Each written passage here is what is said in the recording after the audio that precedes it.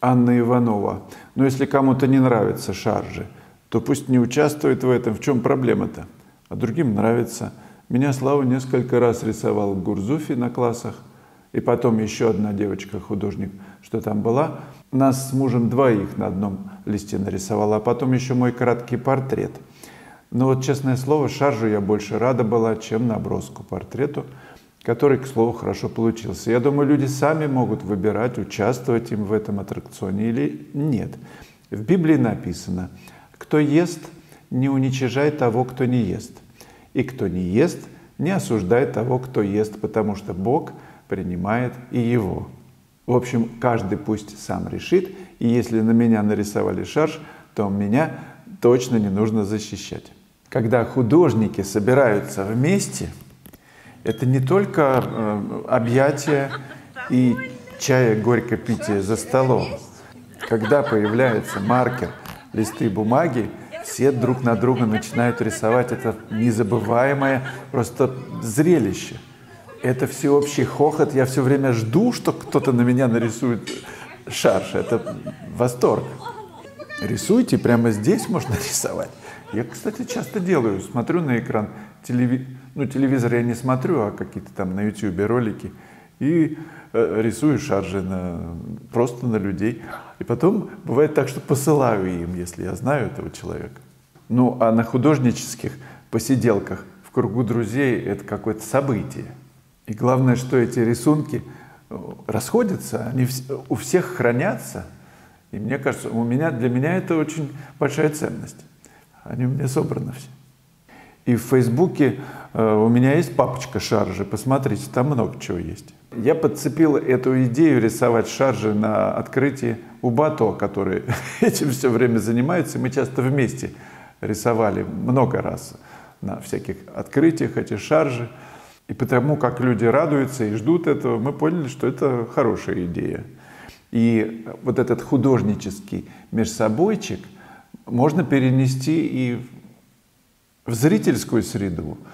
Дарить радость, кому это нужно, зрителям, которые приходят на выставки. Ну, а приходят ко мне на выставки, на открытие, люди, которые на одной волне, которые готовы посмеяться над собой. Они сами подходят, сами просят. Так что я буду продолжать это дело. Ну, а нервных просьба не подходить и не смотреть. Сейчас покажу еще один шарж с открытия выставки, который проходит в Москве, Елоховский проезд, дом 3, строение 1. Записывайтесь по телефону. Вам назначат время посещения. Выставка проработает до 17 марта.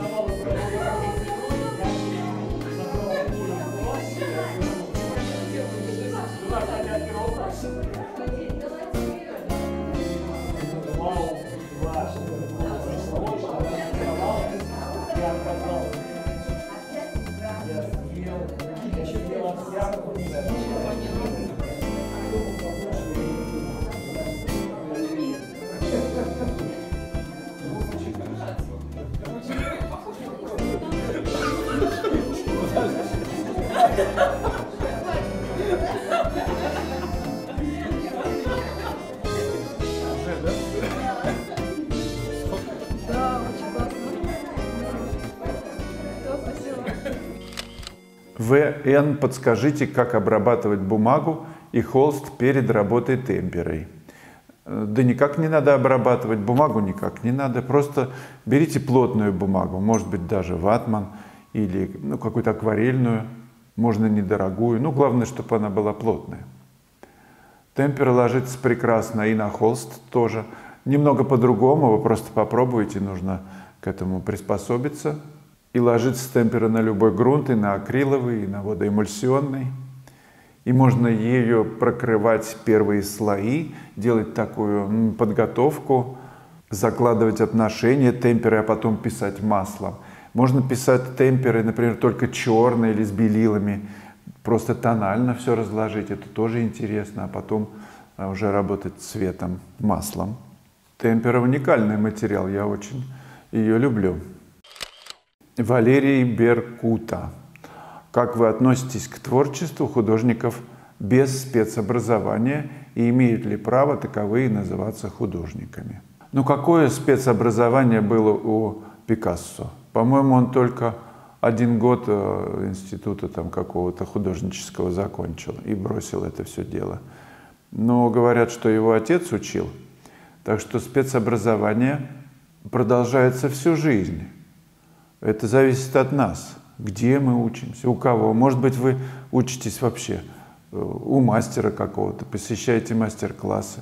Если мы проявляем каждодневные усилия в любом деле, ну, в музыке, например, вы думаете, что много артистов, певцов, которые закончили консерваторию, да их вообще по пальцам перечесть. И вы думаете, что прямо от природы такие данные? Это такая большая редкость, что от природы человек умеет петь. Это нужно ставить, это целый процесс, занимающий вообще там 50 лет. По-моему, Мария Ланса говорила, или Каллас, что к 50 годам только певец приобретает вот ту форму звучания, к 50, наиболее совершенную форму. Это огромный труд, но это красивый труд, потому что путь к любви тоже называется любовью. Альгея – очень интересная тема, актуальная в любой сфере искусства. Попробую изложить свое. Дело в том, что зная и ноты, и имея слух и так далее, всегда нужно выбирать куда, зачем, для чего. Музыкант тоже может поставить все на поток, сочинять и петь только те песни, которые приносят доход. Эта тема мне очень близка, так как я автор-исполнитель песен. Зарабатывать можно в другой сфере, а искусство, если оно настоящее, не продается. Штамповать несложно. Есть сайты. Другое дело, просят что-то на память. Почему нет? Изредка, не мешая основному.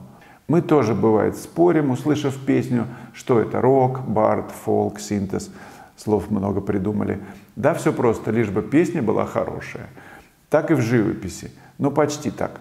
Пустое, бездушное, его сразу видно. Только эмоция, чувство, глубина, а вместе с тем и краски, и манера, опыт и много чего рождают настоящее. Поэтому я здесь, извините, получилось, коротко не получилось. Я абсолютно с вами согласен, Альгея. Мне всегда интересно, профессионалы, люди чувствующие, коллекционеры подходят к разным работам. Ну, на выставке, например. Мне очень интересно, как это все получается.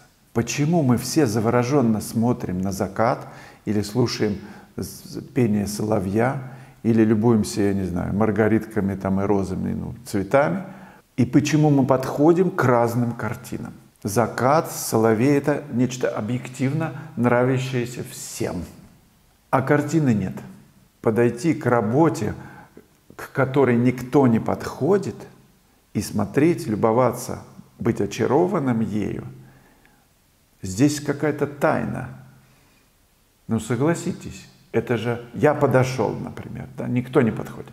Я подошел со своим багажом видения, многолетним. Это все многокнижье, многоиллюстративность, понимание жизни, рассказы художников, какие-то еще пересуды.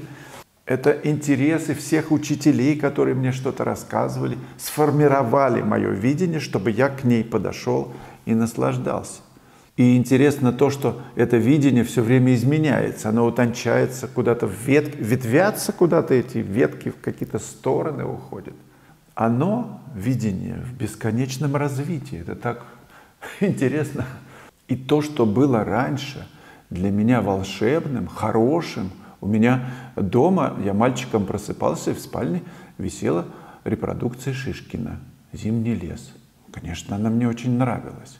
И всяческие школьные поездки, я родился под Тулой, куда мы только не ездили. Нас возили в школе и в Эрмитаж, ну, естественно, в Москву, в разные Третьяковки. Я смотрел в подлинники картины Айвазовского «Феодосии». Конечно, это все сводило с ума. Живопись, волшебство. И как интересно трансформировалось мое видение к тому, что для меня ценно сейчас. Это совершенно другая живопись. И все это идет дальше. Этот процесс неостановим. Я напомню вам, что вышел совсем недавно, может быть, кто-то пропустил, урок в моей онлайн-школе «Зимний пейзаж». «Мягкая зима» называется. Я писал эту работу на академичке, записал урок для вас, так что не пропустите. Он очень значимый, там тонкие отношения. Зимой писать вообще удивительно, потому что тончайшие отношения, нужно все разобрать и уложить на холсте. Ну а после анонса еще небольшой фрагмент с выставки в Москве. 42-й урок я записывал на академичке, академической даче имени Репина. «Зимний мотив». «Мягкая зима» он называется. Писать зимой – это всегда удовольствие. Тем более, когда действительно легкий морозец. Ну, там градуса 3, 4, 5. И самая большая награда, когда солнечный день. Нам повезло. Я проводил класс на академичке и записал этот урок. Мотив простой. Дело потихонечку к вечеру. Состояние такое, когда в небе появляется желтизна, и найти отношение неба к лучу солнца на снегу, сравнить тональное отношение снега в тени, в полутени с небом, в светлых его местах и в таких в полутеневых местах, задача не из легких. Вроде бы просто. Деревья на заднем плане, деревья на переднем, домик Репина. О том, как ведется работа, как выстраивать эти отношения, этот урок. Как не впасть в детали, как обобщать, как мыслить целостно. Я думаю, что он будет вам полезен. 42-й урок.